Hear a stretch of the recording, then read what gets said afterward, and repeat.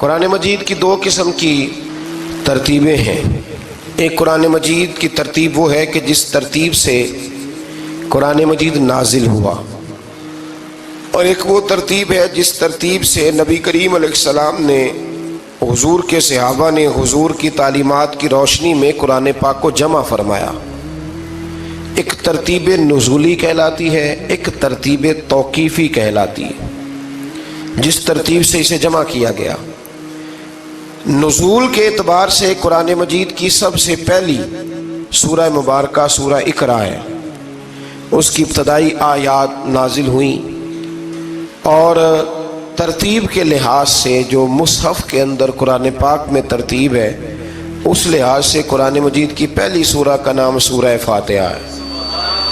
اور نبی کریم علیہ السلام نے فرمایا یہ سورہ فاتحہ اتنی شاندار ہے کہ ایسے کلمات کسی اور امت کو نہیں ملے جیسے اللہ نے سورہ فاتحہ میں ہمیں عطا فرمائے ہیں۔ قرآن پاک میں دو قسم کی صورتیں، ایک تو یہ میں نے عرض کر دی اس کی ترتیب، اسی طرح دو قسم کی صورتیں، کچھ مکی صورتیں ہیں اور کچھ مدنی صورتیں ہیں۔ ہمارے طالب علم اکثر سکولوں اور کالجوں میں یہ سمجھتے ہیں کہ جو مکے میں نازل ہوئی وہ مکی ہیں، جو مدینے میں نازل ہوئی وہ مدنی ہیں، حالانکہ ایسا نہیں ہے۔ جو ہجرت سے پہلے نازل ہوئی وہ مکی ہیں، اور جو ہجرت کے بعد نازل ہوئی وہ مدنی ہیں۔ وہ آیت اگر بدر میں بھی نازل ہو نا، کچھ قرآن مجید کی آیات مختلف مقامات پر بھی نازل ہوئی ہیں، مختلف مقامات پر۔ حضور بدر میں تھے تو وہاں بھی قرآن مجید نازل ہوا، نبی کریم علیہ السلام احد میں تھے تو وہاں بھی قرآن پاک نازل ہوا۔ تو ترتیب یہ کی جائے گی کہ جو صورتیں ہجرت سے پہلے نازل ہوئیں وہ مکی ہیں، اور جو ہجرت کے بعد نازل ہوئیں وہ مدنی ہیں۔ سورہ فاتحہ کا آغاز اور قرآن مجید کی ہر سورت کا آغاز سوائے سورہ توبہ کے بسم اللہ شریف سے ہوتا ہے، اور نبی کریم علیہ السلام نے اتنا زور دیا کہ حضور فرمانے لگے دروازہ بند کرنے سے پہلے بھی بسم اللہ شریف پڑھا کرو، اور برتن ڈھانپنے سے پہلے بھی بسم اللہ شریف پڑھا کرو۔ نبی پاک علیہ السلام نے ہر جائز اور مستحسن کام سے قبل بسم اللہ شریف پڑھنے کو حکم دیا۔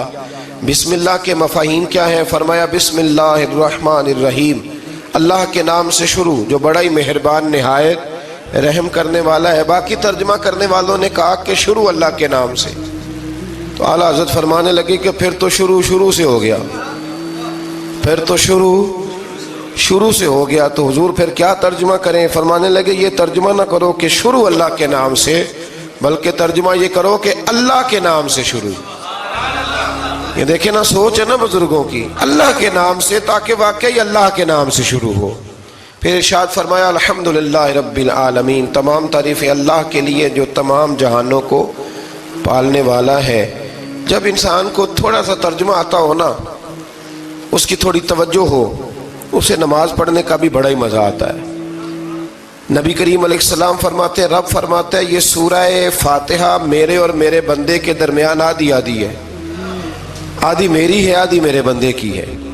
جب وہ کہتا ہے نا مالک یوم الدین، تو یہاں تک وہ میری تعریف کرتا ہے، ایاک نعبد و ایاک نستعین تک پہنچتا ہے تو اب میرا اور اس کا آدھا آدھا کام شروع ہو جاتا ہے۔ پھر آگے میرا بندہ جب مجھ سے دعا مانگتا ہے تو یہ اس کے الفاظ ہیں جو میں اپنے فضل سے قبول فرمایا کرتا ہوں۔ تو ارشاد فرمایا تمام تعریفیں اللہ کے لیے جو تمام جہانوں کا پالنے والا ہے، الرحمن الرحیم، بڑا ہی مہربان ہے نہایت۔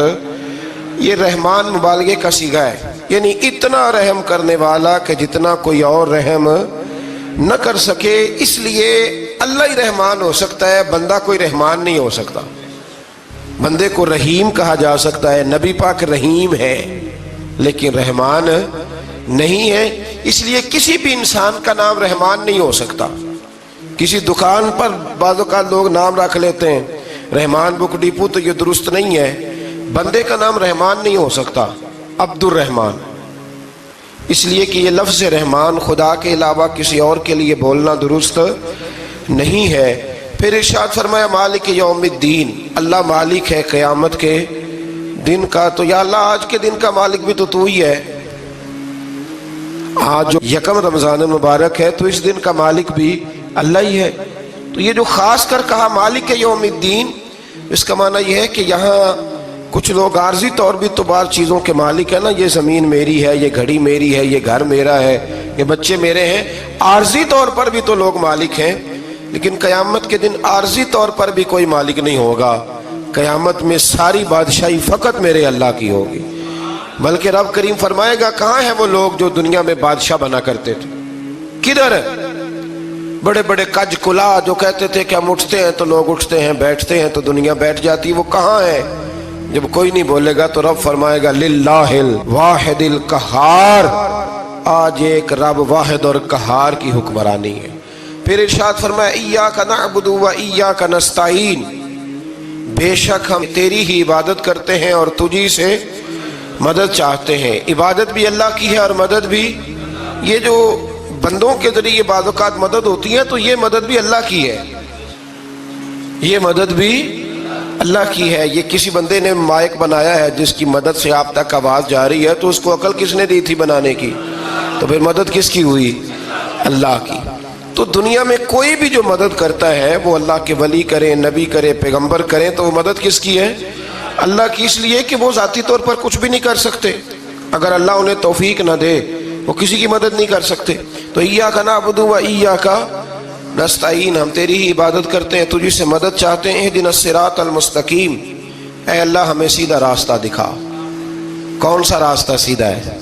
کون سا راستہ سیدھا ہے؟ تو اللہ نے خود ہی فرمایا ایسے ہی نہ بھٹک جانا، راستہ سیدھا وہ ہے صراط الذین انعمت علیہم، ان لوگوں کا راستہ سیدھا ہے جن پر اللہ نے انعام فرمایا ہے۔ اور وہ کون ہے؟ قرآن مجید نے خود فرمایا انعم اللہ علیہم من النبیین والصدیقین والشہداء والصالحین، وہ نبی ہیں، صدیق ہیں، شہید ہیں اور نیک لوگ ہیں۔ فرمایا اپنی مرضی کے راستے پہ چلو گے تو بھٹک جاؤ گے، رب کی بارگاہ میں سوال کرنا کہ وہ تمہیں نبیوں کے، صدیقوں کے، شہیدوں کے اور نیک لوگوں کے راستے پہ چلائے۔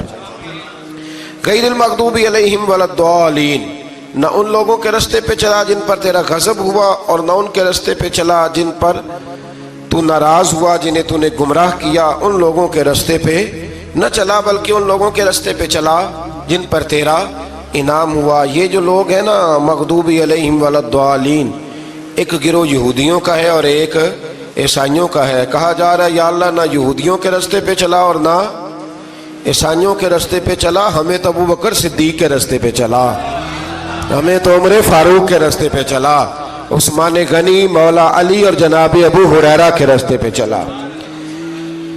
اب یہ سورہ فاتحہ کا تو میں نے مکمل ترجمہ عرض کیا۔ سورہ بقرہ